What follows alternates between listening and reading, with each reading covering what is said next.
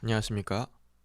오늘은 중국과 호주의 무역 분쟁으로 시작된 석탄 가격의 급등이 중국에 어마어마한 전력난을 가져오고 있고, 이에 따라 우리나라 수출 기업들에게 엄청난 기회가 오고 있다는 것에 대해 한번 살펴보고자 합니다.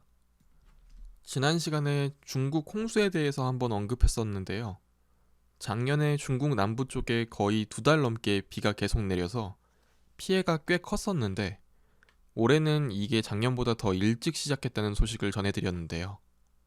중국 장강의 물동량이 중국과 미국 서안의 세계 최고 물동량보다 더 큰 수준이고, 사진과 같이 원자재 등 벌크선이 세계에서 가장 많이 움직이는 곳으로, 작년에도 그랬듯이 이 지역의 홍수가 심해짐에 따라서 영향이 어느 정도 있을 거라고 말씀드렸었는데요. 일단 벌크선 기준 BDI 지수에서부터 그 영향이 나오고 있습니다. 하지만 홍수로만 저 정도의 조정세가 나오기에는 힘들 텐데요. 중국에 과연 어떤 일이 일어나고 있을까요? 오늘 말씀드릴 주제인 중국 남부의 에너지난입니다. 현재 중국 남부에서 에너지난이 심각해지고 있는데요. 특히 광동성 쪽 피해가 심각합니다. 광동성이 어느 곳이냐? 바로 이곳입니다. 중국에서 GDP 기준으로 32년 연속으로 1위를 차지하고 있는 곳이고, 최근 통계로만 보면 우리나라 GDP 규모보다 약간 더 큰 곳입니다. 이 광동성에서 제조되는 상품이 선전이나 홍콩, 그리고 광저우를 통해서 전 세계로 뿌려지는 중국 수출 제조업의 메카라고 할 수 있는데요. 이곳이 요즘 큰 타격을 받고 있다는 소식입니다. 아까 처음 언급드렸던 홍수에 얼마 전에 코로나 확진자가 나와서 봉쇄가 진행되고 있는 데다가, 최근에는 전력난이 이슈가 되고 있습니다. 전기가 모자라서 공장을 일주일에 3일만 가동하고 4일 쉬는 식으로 번갈아 가면서 가동하고 있다는 건데요. 사실 올해 1월부터 4월까지 중국 경기가 살아난 데에는 이 광동성의 역할이 핵심적이었습니다. 하지만 제조업답게 상당한 양의 전력 소비를 기반으로 하고 있는 곳이죠. 이 지역이 보시다시피 중국 남부에 있어서 기온이 만만치가 않습니다. 5월 이 무렵이 되면 한참 여름이 시작되기 시작해서 30도가 가볍게 넘어가고, 위치도 해양 도시라서 습도도 상당히 높은 편입니다. 비 오는 날까지 합친 평균이 33도라는 건 기본적으로 더운 날은 40도에 육박한다는 건데요. 다음 단락을 보시면 올해 5월 날씨가 전년보다 4도 높았다라는 건데, 우리나라도 이 날씨에 에어컨 없이 살기는 힘든데 이렇게 습도가 높은 지역은 더더욱 힘들겠죠. 여기서 큰 문제는 이 지역의 화력발전 의존도가 70%가 넘었다는 것입니다. 작년 말부터 호주와 중국의 사이가 안 좋아지면서 호주산 석탄 수입이 사실상 끊겼습니다.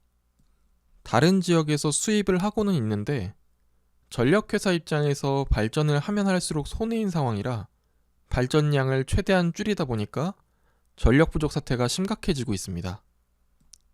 외신 기사를 보니까 현재 중국이 호주산 석탄을 배제하기 시작한 시점부터 호주산보다 질이 안 좋은 러시아 석탄을 사용하고 있는데, 이 석탄에 대해서 거의 기존 호주산 석탄보다 50% 가까이 되는 추가 비용을 지불하고 있다는 기사가 나왔는데요. 결국 제조업 회복세도 예상보다 꺾이는 모습을 보여주고 있습니다. 기사에는 코로나를 예로 들고 있지만 코로나보다 사실 더 큰 건 중국 남부의 전력난 때문이라고 생각합니다. 이 중국 남부의 전력난으로 인해 아무도 예상치 못하게 날벼락을 맞은 시장이 있는데요. 바로 비트코인 시장입니다. 최근 채굴 난이도가 떨어졌다는 기사가 나왔는데요. 같은 컴퓨터로 채굴을 돌리면 받는 코인의 보상치가 높아졌다는 이야기인데, 쉽게 말하면 채굴의 경쟁이 줄어들었다는 겁니다. 이제까지 확인했던 기사들을 보면 이 상황이 이해가 가기 시작합니다.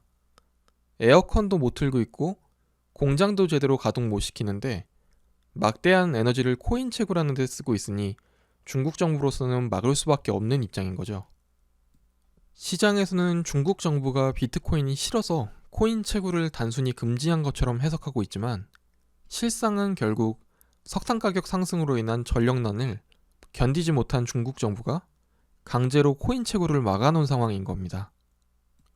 저는 코인에 대해 투자하지는 않기 때문에 이 상황에 대한 해석은 코인 투자하시는 분들께서 해야 할 듯 합니다. 자, 그럼 중국 제조업에 사용할 전기가 급격하게 모자른다. 우리나라 측면에서 수혜주를 한번 살펴봐야겠죠. 일단 가장 간단한 발상부터 시작해 보겠습니다. 전기를 우리나라에서 가장 많이 사용하는 제조업, 그 중에 중국과 겹치는 기업들을 한번 살펴봐야겠죠. 국내 전기 사용량 12기업 리스트입니다. 반도체, 제철, 그리고 화학업종이 눈에 띄네요. 앞으로 같이 한번 살펴보면서 스터디해볼 종목들이 어느 정도 나오는 것 같습니다. 이제 해운 상황으로 한번 돌아가 보겠습니다.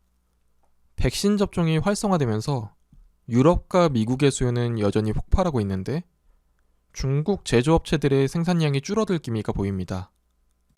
바로 이 시점에서 국내 수출 기업들의 상당한 수혜가 예상됩니다.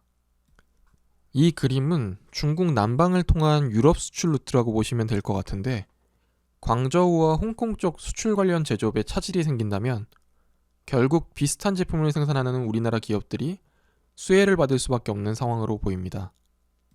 미국 서부 노선도 마찬가지입니다. 인천과 부산에서 출발하는 화물이 늘어날 수밖에 없는 상황으로 가고 있습니다. 계속 언급해오듯이 유럽과 미국 그리고 동아시아 사이에 플라스틱 관련 제품 가격이 역대급으로 벌어져 있고 운송이 해결되면 이게 한 번에 수익으로 돌아올 확률이 크다고 윤재성 연구위원님도 언급해오고 계시는데 현재 중국 남부의 상황을 보면 일단 유럽 쪽으로 가는 제품에 있어서는 거의 그 시점이 다가오고 있지 않나 싶습니다. 다음 살펴볼 곳은 역시 미국 서안입니다. 지난달 25일에 항구 대기 선박수가 13대였는데요. 5월 28일에는 9대, 어제는 드디어 6대 남았습니다. 대기 일수는 4.9일로 표시되었는데요.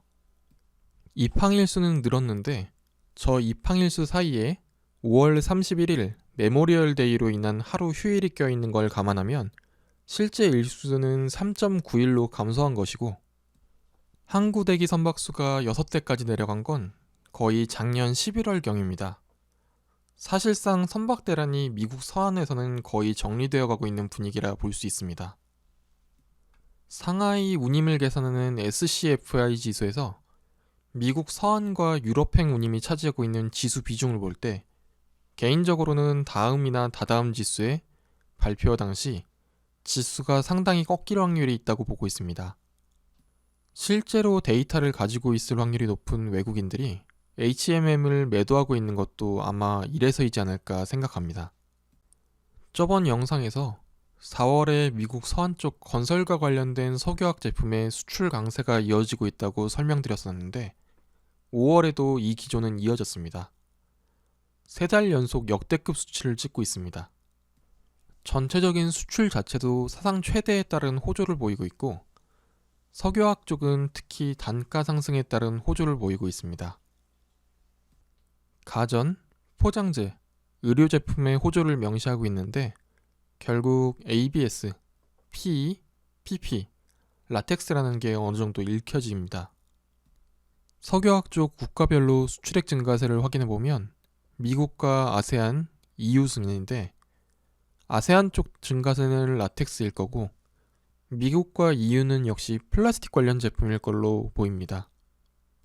금호석유화학, 롯데케미칼, LG화학, 하나로솔루션, DL케미칼 등 화학기업 전반에 온기가 퍼져나가는 것 같습니다.